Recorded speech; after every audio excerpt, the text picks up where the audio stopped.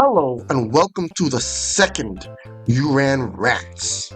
Today, I wanted to dive into the realm of gaming, into the realm of Super Smash Brothers, and talk about Steve. That's right, this is a Ban Steve video. This is Uran Rants about Ban Steve. Should Steve be banned? Should Steve not be banned? This is my take on it, and I'm coming from this from a different point of view. I already know literally where I feel fully on, so I'm not gonna specifically go into where I fall at the start. I just want to go over a couple things as to why I feel how I feel, and how I've got to this position before I go into the full arguments as to why Steve shouldn't be banned versus why Steve should be banned, and how deep these arguments go. And I will be pretty much debunking arguments against the side that I'm against, so you'll figure it out real quick. So if you've ever played Smash Bros post Melee, you'd notice that there have been, I mean, even Melee had some calls for bans, but I don't give a shit about Melee because the Melee community is shit.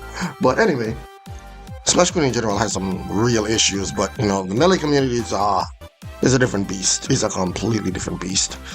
So I'm not even gonna get into that mess. But yeah, we have to talk about the Smash community and its history of banning. Smash has had 3 games in a row where there has been a character that should have been banned.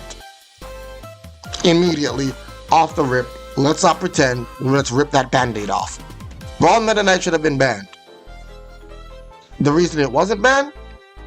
Again, think about the players, think about this, think about all the people who put time into this, think about, it's always the same kind of arguments that are used.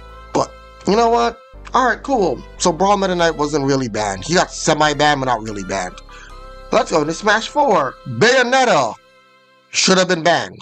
Again, we're at the point where, hey, no one else can do what this character is doing. They're not playing Smash, they're playing their own game. You literally can't do what you want to do against them. Your game plan is not going to work, and they can kill you basically at 0 because of how the game works. You really don't want to be dealing with Bayonetta. She's not fair to fight against. And then we have some of the same arguments of, hey, learn the matchup, learn how to SDI. I want to beat X player at their best. It's always been the same arguments through and through, and then we reach the ultimate where Ban Steve is a thing, and you once again see the arguments farming the same exact arguments against. What about the player base who has learned this character? What about how dominant the character is? This is probably the first time they've used a dominant argument, though, I'm gonna be honest. I was like, oh, you can't use that against Meta Knight, can't use it against Bayonetta, but look, top players aren't really playing Steve, so Steve is not getting that top player result, so you know. So there's that. And, you know, top players again want to beat other top players at their best, so we end up at this point where we've gone through this cycle 3 times. So Smash players do not like to ban characters, and I'm not going to hold it to them. I'm not going to hold that against them either, because while I do play Smash, I haven't played Smash competitively in a bit. I do want to try to get back into it at some point, but what I want to talk about first to build how I've come to where my stance is on the whole Ban Steve thing is how I was in my technically first real competitive experience. Even though I'm older than most of you Smashers, most of you kids out there, only those Melee heads probably are older than me, and some of them probably aren't, which is surprising in all cases, but most of those Melee heads are older than me. But yeah, we can look at how I played ARMS. For those of you who don't know, I was once the #1 Ninjara in all of North America. I was definitely, I'd put myself in like the top 50 worldwide of players in ARMS. I won't say I was top 10 because I don't think I was ever top 10. I don't think I was top 20. I was maybe like in the top 30 range, but I don't know fully. There were a lot of players. Some come, some go. When I was peaking and I wasn't missing top 8s, there was a lot of stuff happening, but I was one of the people that when the final DLC character for ARMS dropped, being Dr. Coil, I didn't really hear much. She seemed broken, she seemed unfair, she had a lot of broken boss qualities to her, because again, that was technically what she was. She came out as a boss character, and then when she became fully playable, she lost some of those abilities, but she still had a lot of, to be fair, unfair qualities about her because of her base design. And honestly, she should have been banned. And I know at some point that the ARMS community did come around to ban her, and that a lot of the best players were using her at some point. Because a lot of people had pocket coils. She was just like, oh yeah, you have to pick up, you have to know how to use it to deal with things. And ARMS is a much simpler game, so once you understand the fundamentals of the game, you have to understand how it works. And the way I want to look at it is that I played Ninjara, and I'm really good at the game. I stopped playing it for like months, years. Nintendo has hosted a competition. They messed up how the competition went, and I ended up having to play against the current #1 person in NA.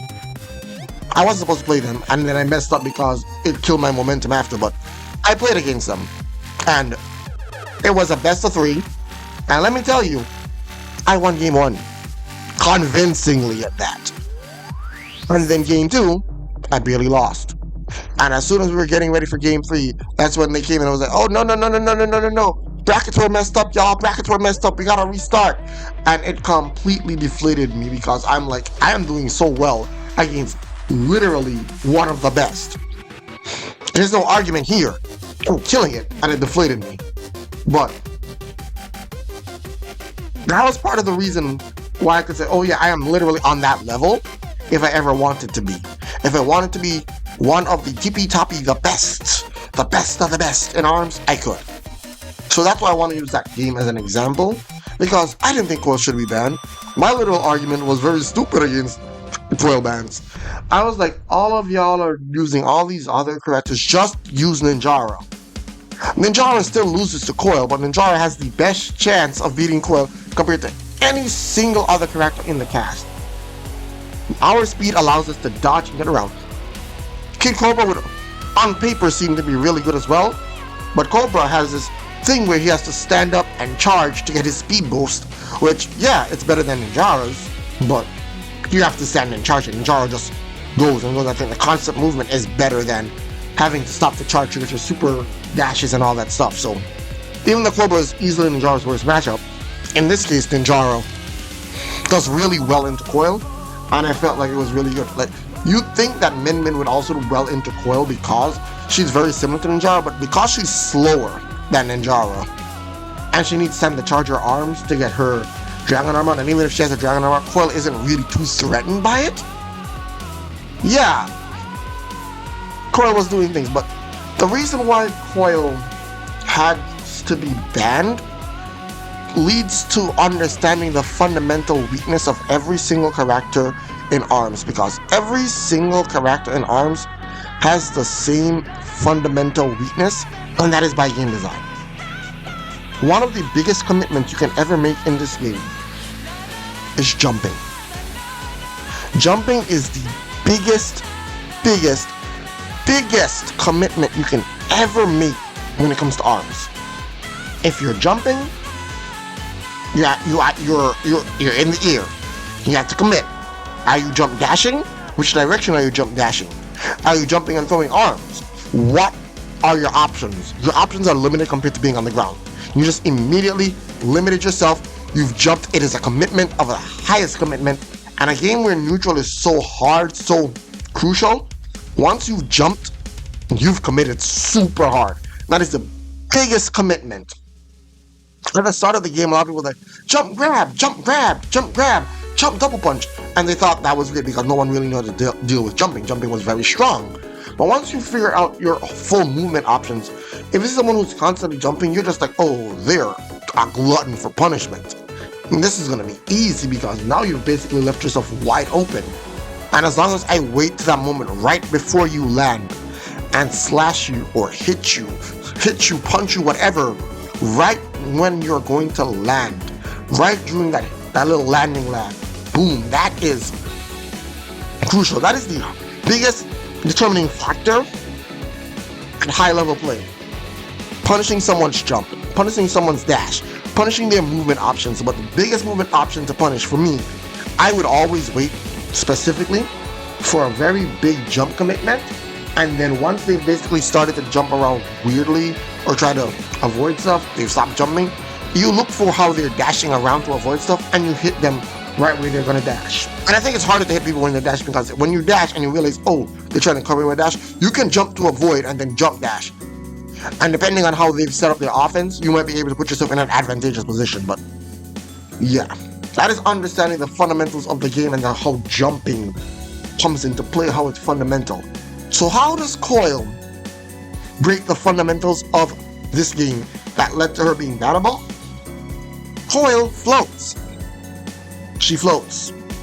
Coil floats. At no point in time does Coil ever touch the ground. Meaning, Coil has no landing lag. She touches the ground when you knock her out of the sky with like powerful arms, but she has no landing lag, meaning you have to find a way to counteract her dash lag. And she has one of the most interesting dashes in the entire game. She slides a lot in the air, so she's difficult. She also gains another arm and stuff. She has a lot of powerful tools, again, those boss tools, but when you combine these tools with the fact that she doesn't have the same weaknesses everyone else in the cast has, it makes fighting her incredibly difficult. It means you have to work super hard just to get in, just to get the knockdown. And once you get that knockdown, you have to be so on top of things that her initial get up out of her hits out of her iframes. You have to be so on top of that you can immediately like go, oh, I see she's gonna dash this way, or she's gonna do this, and you have to be able to hit that command. It's a guessing game because, is she gonna shield? I should be grabbing. Is she gonna dash? Which direction is she gonna dash? Can I send my arm this way or send my arm the other way? Which way do I do? It's a huge ass guessing game that every other character kind of has. But to get her to that point where you can potentially juggle her is so much harder, because getting that initial hit is far more difficult, because she breaks the fundamentals of the game. So we can rope that around into Smash now. Smash Bros, when played competitively, has a few things that they have set in stone. Stages for the most part are flat. They try to avoid slants, and such slants cause very weird interactions with games. They have triplats, they don't have walls, they have some dual plats.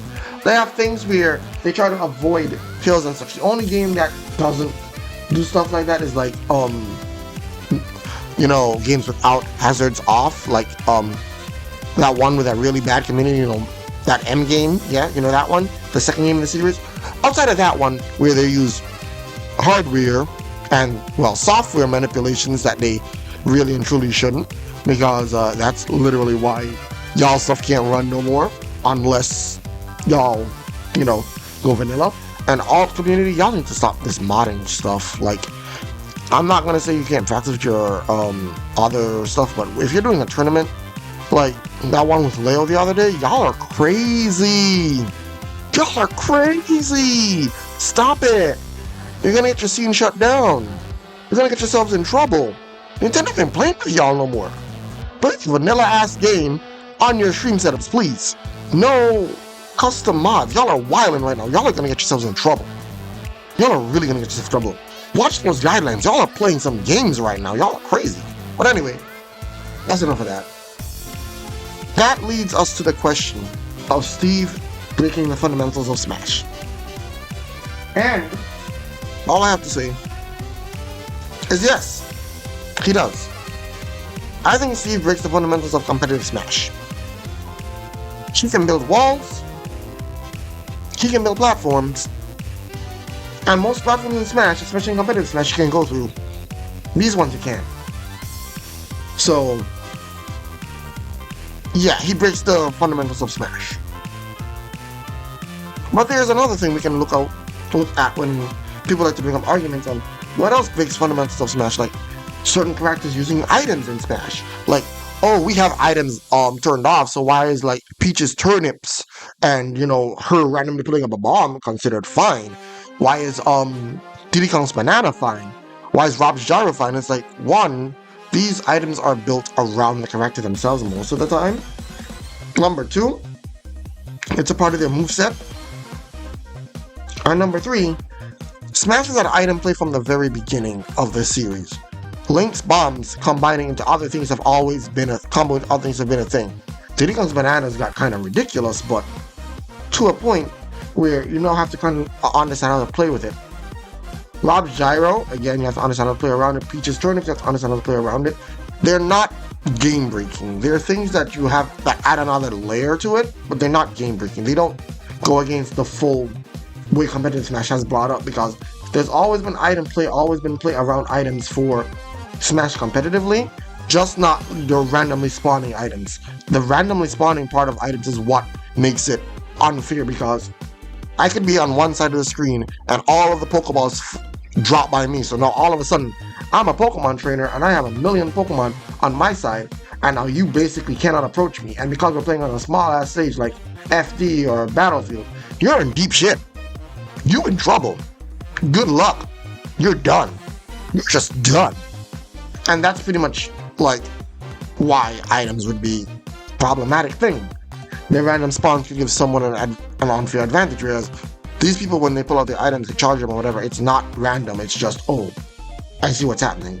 When they pull out their projectiles, I'll see what's happening. So it's very different from that. So no item play does not break the rules of competitive Smash. So now that you know I am very clearly on the banned Steve train, we have to go against the arguments as to why Steve shouldn't be banned.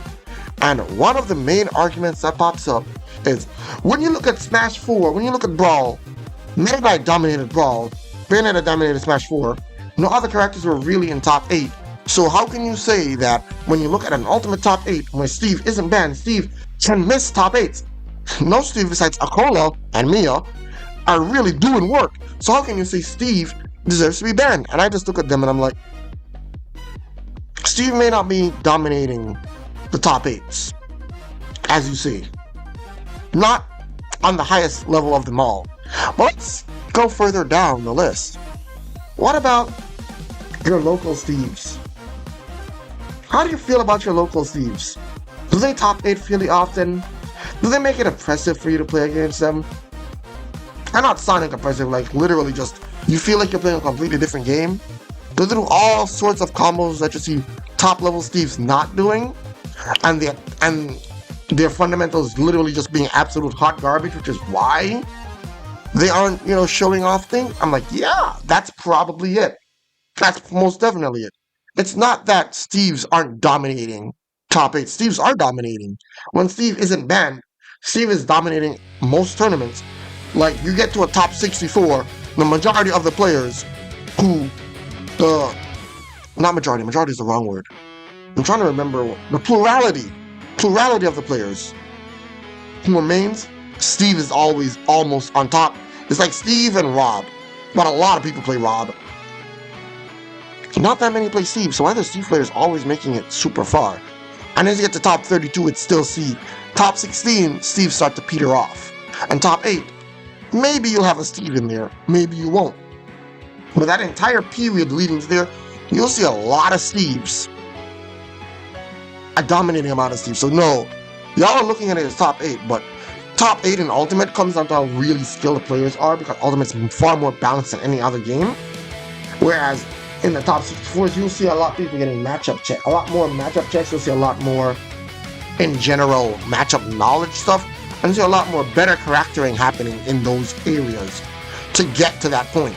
And the fact that so many Steves always get to that point doesn't mean that Steve isn't dominating. It's actually quite the opposite. Steve is dominating. He's not in your top 8, but he's still dominating on every level until you get to that. And even in some cases, Steve's dominate your top 8 as well. But the Sonic player base, there's like 3 actual competent Sonic players. And yeah, the Steve players are doing a lot more.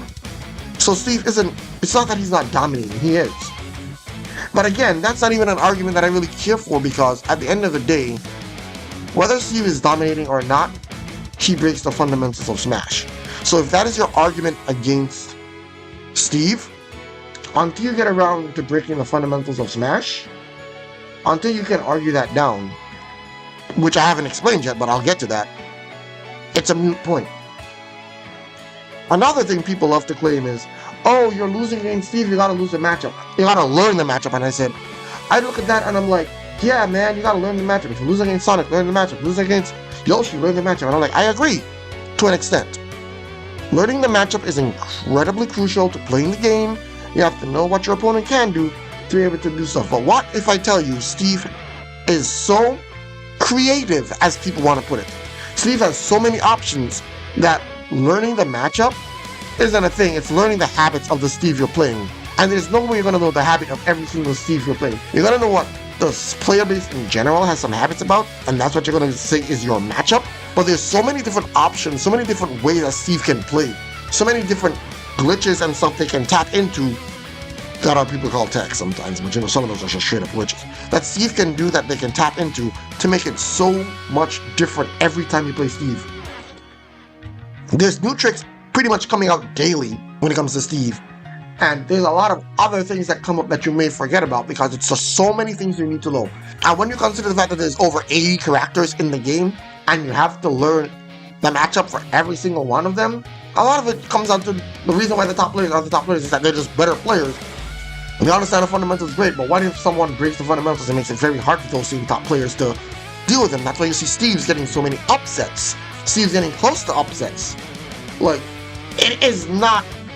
The character is problematic. And then, like, oh, but this person beats this particular Steve every single time. This person slays Steve's every single time. Like, Spargo beats the living daylights out of Icicle. Does that mean that Spargo is good against Steve? Of course he's very good against Steve. He's good against the best person who plays it.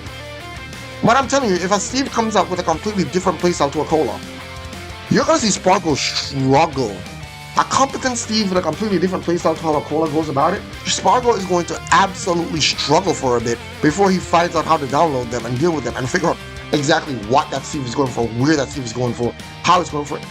Because I don't think Cloud wins that matchup. And if you ask Spargo, Spargo doesn't even think Cloud wins that matchup. I don't think Steve has any losing matchups. It's just the Steves have to learn how to adapt to your playstyle, and then you have to learn to adapt to theirs. But they have so many more options, so many more things that they can do that good luck. Good luck. This isn't a match where you just sit down and learn. This is something you will be doing for the rest of your time playing Ultimate. This isn't a sit down, I learned the matchup. I know what to do in this situation. They have too many options. They have too many options. They have too many things that they can do. You can't learn the matchup, y'all. The faster you learn the matchup, the more they can adapt and implement something else in their play that completely changes the matchup. There's no set options. His creativity, as you want to put it, is unlimited. His options are pretty much close to unlimited. You can do what you want. You can find things that beat out a specific set of options, but they will always find a way if they put enough time in. So that is why I straight up say what I say. Steve is busted. Learning the matchup is not a valid argument when you can put in as much time, and we've seen it. Steve's been out for years. People are putting time and time and time and time and time. Top players, great players, and they still have yet to find a way to dismantle this character. So let's not pretend. Every single character in this game has been dismantled to some degree. People know how to deal with Fox. People know how to deal with Zero Suit Samus. People know how to deal with Joker. People know how to deal with Diddy. People know how to deal with Rob. All these characters you know how to deal with. It's just that the players who are piloting them are so goddamn good that they have found ways to counteract how you're trying to counter them. This is not the case for Steve. Because you have not figured out Steve.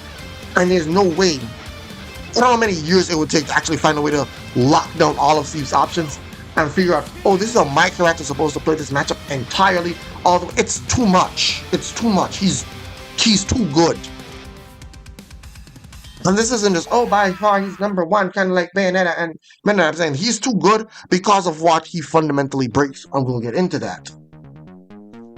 Another argument that people love to use against banning Steve. What about the players who have spent so much time learning this character? As I just put it last time, as you just put it last time, Mr. Uran, how Steve has all of these amazing options, he has these amazing toolkits.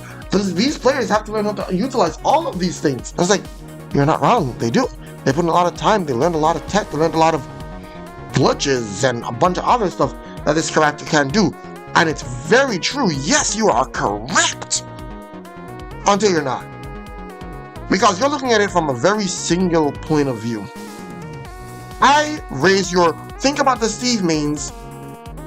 Think about the Steve mains, but think about the mains of other characters who have literally stopped playing the game because they don't want to deal with Steve. I raise you that.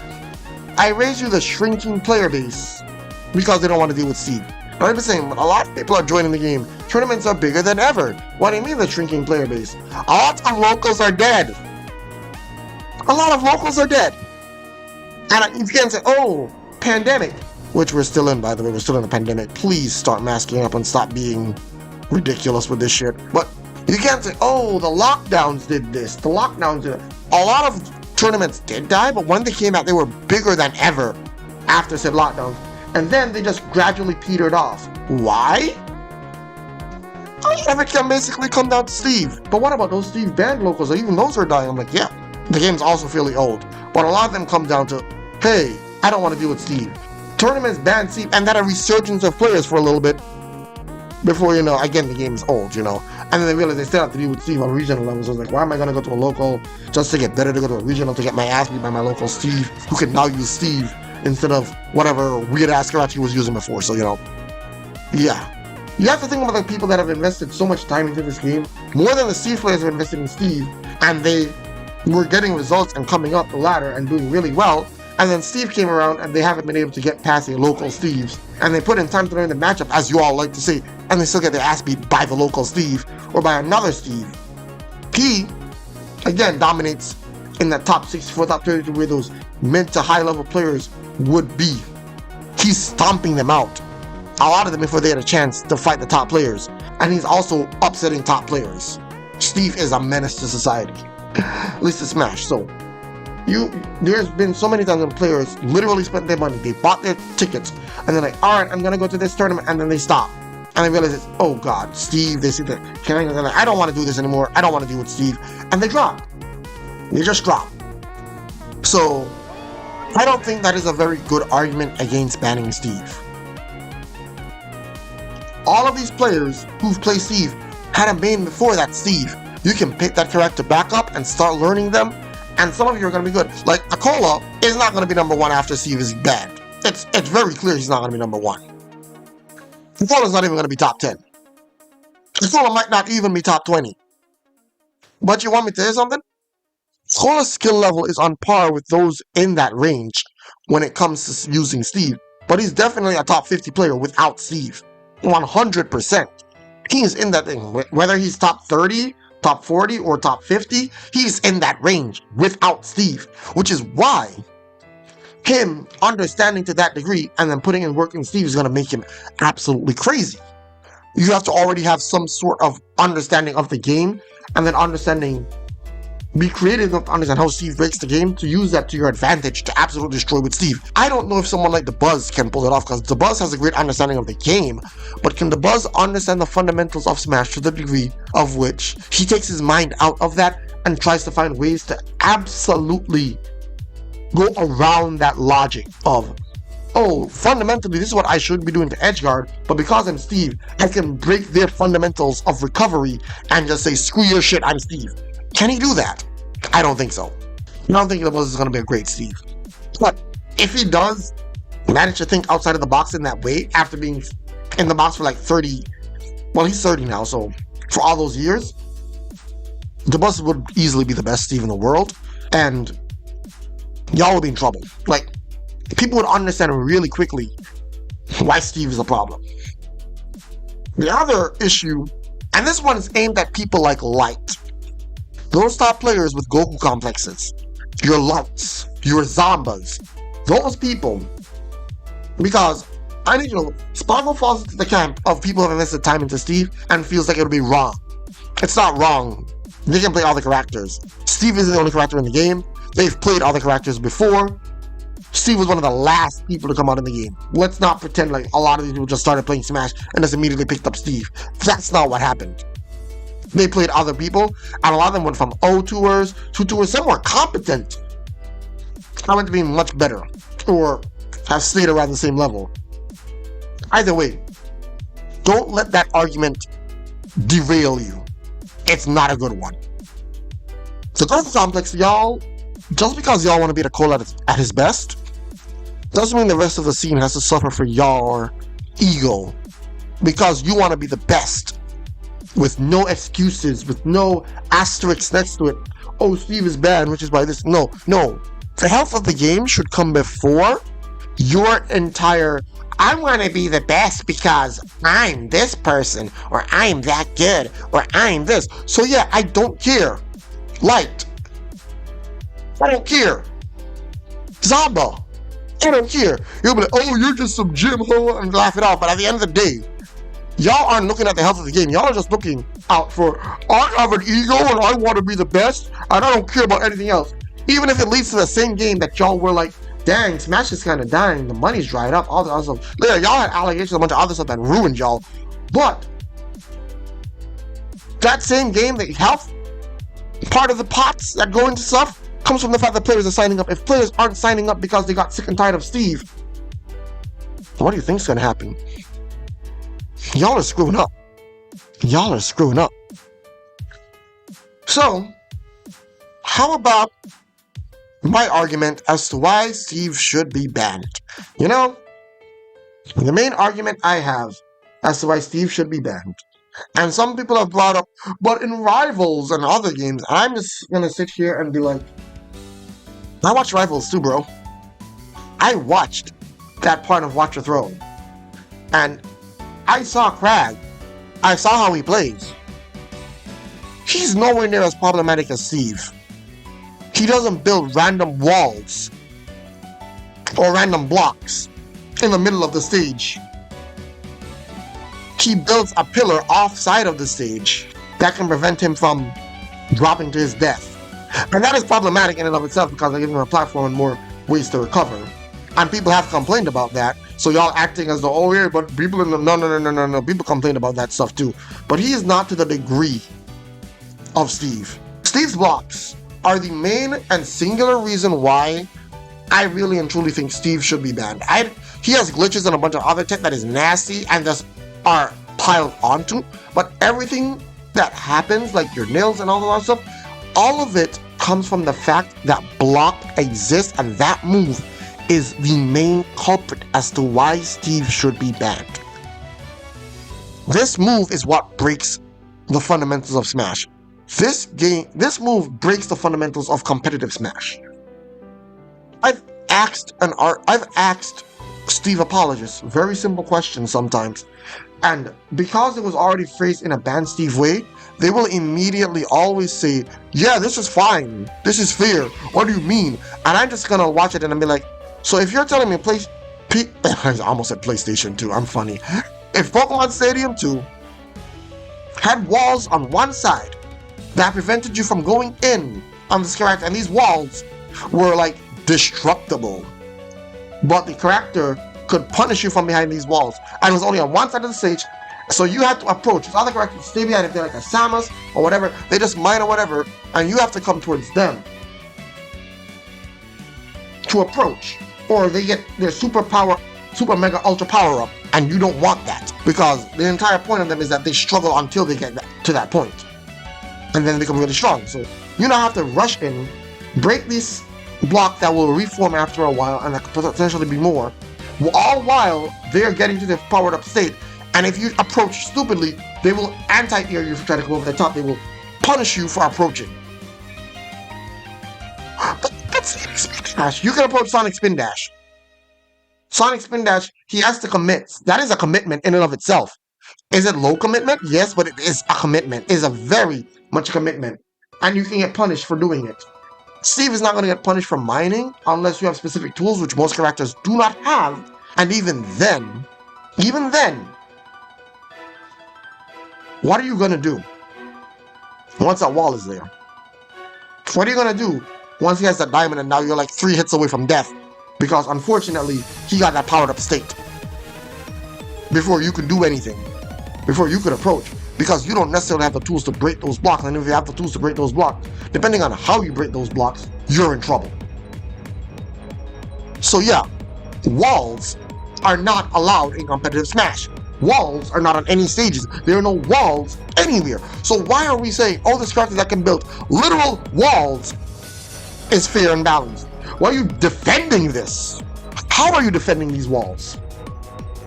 Oh, you just gotta break them, bro. Yeah, you break them, you put them where you get punished for breaking them. Oh, you just gotta break them smarter. Yeah. And then they'll just build some big-ass structure on you. So, I'm sorry. The blocks, with the whole building a wall is one aspect of why block is problematic. Second aspect as to why block is problematic. You're recovering. You're going high. Steve doesn't have the ability to naturally jump anywhere near as high. So he combines block with nil. No impact landing. And he jumps really high into the air by building up a nice little ladder, catching your very high recovery that he has no chance of normally being able to catch, and then he kills you with a smash attack in the air. He hits you with a smash attack in the air. Another reason why Steve blocks are stupid.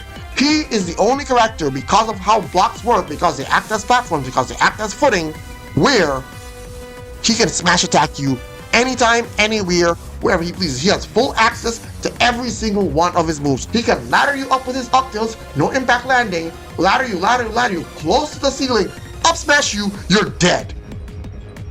And that's fear, y'all. Don't get hit with up tilt. Don't get hit with his combo starter that is insanely fast, very easy to get you with. Don't get hit, y'all. If you get hit, you're dead. It's like, oh, but it's the same concept with Luigi. Don't get grabbed. Yeah, you can say that. You can easily say that. I'm not gonna fault you for saying that. The difference is, getting hit with up tilt is easier than getting grabbed. One, that the moment you get hit with up tilt, you're done. Luigi, you're eating so much damage that you're pretty much gonna die. And that's if the Steve knows what they're doing. Luigi, it's the same thing. If the Luigi knows what they're doing, you're probably gonna die, but you're gonna do your SCI to mix up to try to trick them as well. There's ways to get around it, because there's always gonna be ways to get around everything in Smash. However, the fact that you can cover my recovery, you can use smash attacks mid-air, you can literally block my recovery by building past the stage to block me. All of this is unfair. You can stall your own recovery by building blocks so that you can stand up on them and keep doing that and stay above me for an indiscriminately long time. You can do so many things with this block. And I'm supposed to be like, oh yeah, man, this is fair and balanced. I can't get up there. What am I supposed to do? It's like fighting a Pikachu that knows that they can go underneath the stage. Good luck. Good luck. You're screwed. You're screwed. So yeah, we continue on the fact that the blocks, now he has access to every single move, regardless of where he is. He can block off your recoveries. Not only can he do that, he can combo you to hell and back because those blocks act as different platforms, and you can't necessarily chase after him like that because those blocks, the kind of platforms there, they can't fall through. Every other platform in Smash, you can either fall through or jump up through. There's certain places where you can't do it in Smash, but in competitive Smash, every single one of these platforms acts that specific way. Steve's blocks do not. So they're already the most illegal of platforms that we can have in Smash. And then, they act basically like a stage. You can't jump to a stage. So you get blocked off. It's really nasty. It's really disgusting. And then, when I say that the blocks is the issue, it makes every single one of his glitches, every single one of his tests, every single one of these things worse. A Steve block without no impact landing isn't the worst, but with no impact landing, you are good luck. Half of these stuff that Steve does depends on blocks and where he puts them, and it's really nasty. Another thing I want to add on to this whole block situation too, blocks don't even work like how they work in Minecraft. I've never played Minecraft, but I have literally done enough looking around and enough research to see you can't build random stuff in the air. This ain't Fortnite. You can't randomly, and even Fortnite, you need to have some connection to the ground, so no, you can't build randomly in the air. You have to literally build stuff that is interconnected. Why are you able to build one random ass floating block or a random floating line of block? That's not fair. That's nonsensical. But he can do that, and that leads to him literally being able to edge guard you, get edge smashes randomly in midair, literally stop his momentum while you're thinking you're gonna get them. You just fall short because he's on momentum. Bam, you get F smash. Bam, you get some. It's not fair. Blocks make it so stupid. You have to learn so many different times. You have to learn so many different ways to go around to deal with Steve. Blocks are the problem. Blocks are the issue when it comes to playing against Steve. It is why Steve should be banned. You can find all these other glitches and you combine them with the fact that blocks do so many things that break the fundamentals of Smash. Oh, I'm about to die. I'm gonna build a wall behind me. What are you gonna do? F smash me into the wall? I'm gonna just bounce back. I'm gonna take that shit, come back at you. Bam! Minecart, bye Mia! To be fair, Mia feared him, but at the same time, same concept. Same exact concept. That's what banning Steve is. That is your reason against banning Steve. What can you do when someone fundamentally breaks how Smash is played? What do you do when someone fundamentally breaks the way competitive Smash is handled? When your stage selection, your stage list is literally a moot thing. Because, oh, he gets different materials on the stage. Yeah, that's cool and all. He's still building walls. He's still literally edge guarding you with these blocks. He's still smash attacking you in the air. He's still able to recover from anywhere on the stage, anywhere off stage because of these blocks. And his up is really good. We got rid of gliding because it was overpowered in Brawl. And they gave it back to him. I have nothing else to really add here. His tools, I haven't gone into any of his other tools because, quite frankly, they're overpowered and strong. They're overtuned. But the fact they're overtuned is only exacerbated by the fact that block is such a ridiculous tool. It's so stupidly overpowered. And I keep seeing people dance around the topic. When you see Charles from the Tweak Talks and all the other stuff, he dances around the topic so effortlessly. I can see he's trying to say that Steve shouldn't be banned or Steve banned. He's basically arguing for a Steve ban without saying Steve should be banned. With the way he tiptoes around that topic, the way he talks about all of the stuff Steve can do. And I literally put it out there what I would have done to Steve, right? I said, oh, I'd make Steve's blocks interconnecting so he can't do this. I would weaken him in specific ways. Charles neutered Steve. He literally went off the way he described how he would nerf the shit out of Steve. How he would nerf that. He absolutely neutered the living daylights out of Steve. What I did was nowhere near as hard as what Charles did. I was just going to make sure that Steve has to have all his blocks connected, and if they're not connected, the thing falls apart and it doesn't work and stuff like that. He went all in on dismantling Steve. I don't even remember which episode it was of Tweak Talks, but he went in and he dismantled what would have made that character good at all. He dismantled his minecart. He dismantled, and yeah, minecart does need nerfing. I'm not even going to front. He dismantled how mining and all that stuff worked. He went in on the character. So yeah. He can straight up see that the character needs banning. Anyone with two eyes can see. They're just trying to skirt around it. And a big part of that is Japan. Japan's never gonna do it. Y'all don't have a universal rule set. Y'all, Luminosity Gaming has been working with y'all. I need the TOs, the Japanese TOs, the European TOs, the American TOs, Asian TOs, all over, every single TO. Not every single TO, but every single major head of thing. Get a representative, get a bunch of representatives, bring them together, and decide on a unified stage list. Decide on a unified stage list, and decide on a unified Steve ban. All across, everybody does it. We don't discriminate here. We get every single opinion, and the majority, or the plurality, whichever one it ends up being, for a Steve ban, we do, and then you revisit it after some time if you want to keep it in spec, or if you want to check again whether he should be banned, unbanned, whatever. But I think Steve should be banned in this current state. Blocks are just too unfair, they're too powerful, it is too good of an issue, and people need to understand that just because you want to be the best at a game doesn't mean it is fair for you to force your ideals onto everyone else. Not everyone wants to deal with Steve. You don't even want to deal with Steve. You just want to beat someone at their best. You're wild. And I'll be honest, I understand that whole thing, beating someone at their best. I've been there. I already said it. As enjoyment, I wasn't like, I'm not afraid of no core. Bring it on. Bring on Pegasus Brass. I don't care. Bring all of these people. I'll take them down. I don't give two shits. I was that guy. I had a Goku complex. That's why I'm saying this. I've lived and I've learned. And I'm telling you straight up, if y'all do not ban Steve, Smash 6 is going to come out. They're going to murder Steve. They're going to pretty much put him in a ditch. They're going to put him out to dry. They're going to nerf him in ways that they should have nerfed him in Ultimate. And then some other character will probably come out. Or Steve will still have his blocks. And he'll still find some way to be busted. Because of how it works. So you know what? That's that. Thank you all so much for watching. Hope you enjoyed this video. Be sure to like, share, and subscribe if you enjoyed this. Yes, Steve should be banned. No, your arguments against Steve being banned are, for the most part, actually garbage. Like, legit. If you have a good argument against why Steve shouldn't be banned, go ahead. Post it in the comments. If you agree with me, tell me you agree with me. But at the end of the day, my whole thing comes down to, I don't really care about his moveset. I don't even care about his broken-ass minecart. I don't care about his anvil.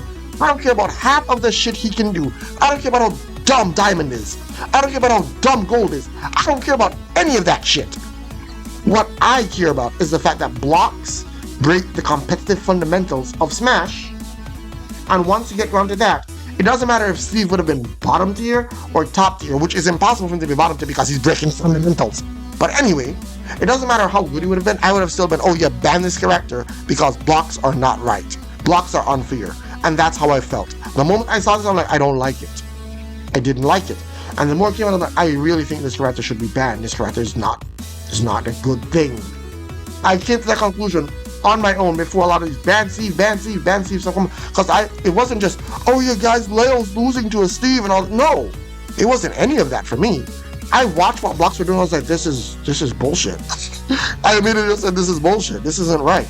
And then when you see doing all these other combos and stuff, people like to argue like, oh, if you don't have Neil, you can't do that. It's because of the way his jump works specifically. Trust me, it breaks the fundamentals of Smash. They will find a way. Any character who gets their hand on block will find some way to abuse it in some nasty way, even if their jump isn't, oh my god, it's not the best nail jump. They'll find some way to abuse it because the move in and of itself breaks the fundamentals. And it'll make you better somehow. The only way block doesn't make your moveset better is if for some way you're not able to abuse it, which is weird, because again, it breaks fundamentals. You should be able to abuse it in some capacity. But that being said, once more, I want to just say thank you all so much for watching. Hope you enjoyed this video. Be sure to like, share, and subscribe, and I'll see you in the next Uran Rants, where I circle around to gaming again. And this time I want to focus not on something competitive, not on something, you know, cultural or anything like that. I want to focus on Pokemon. I want to focus on how Pokemon fans are some of the most ridiculous people out there. I'm not going to talk about that shitty-ass stealing art game, because y'all have a very big misconception. These games do not play alike. Pokemon and that game do not play alike. Y'all are funny. Y'all are really funny with that shit. Y'all are hilarious with that shit. They're not competition for Pokemon. They're not competition for Pokemon because they're two completely different games. They have completely different audiences. The Pokemon community is not the people that are playing that game. So I need y'all to just stop acting like bozos. Stop going on every time Pokemon posts, because Pokemon posts often, and stop saying, I never thought y'all posted this often. No, y'all didn't see it. The only reason y'all are doing it because y'all are not monitoring their page to see if they see something about that game. That's all y'all are doing. That's why you're not seeing it that they post often. Pokemon's always posted often. They've always done it. I need y'all to chill out with this shit. But I want to focus specifically on the most underappreciated gen in all of Pokemon. The gen where Pokemon literally listen to their critics. And a gen which a lot of people give a lot of shit. Next time, Uran Rants Episode 3. Pokemon Generation 7. We're gonna talk about it because some of y'all people be pissing me off when it comes to Gen 7. Oh, we gonna talk about it. See you guys in Uran Rants Episode 3. Oh yeah, we gonna talk about Gen 7. We gonna talk about Gen 7. We're gonna talk about that for real, because y'all people, oh my god, y'all people. Bye.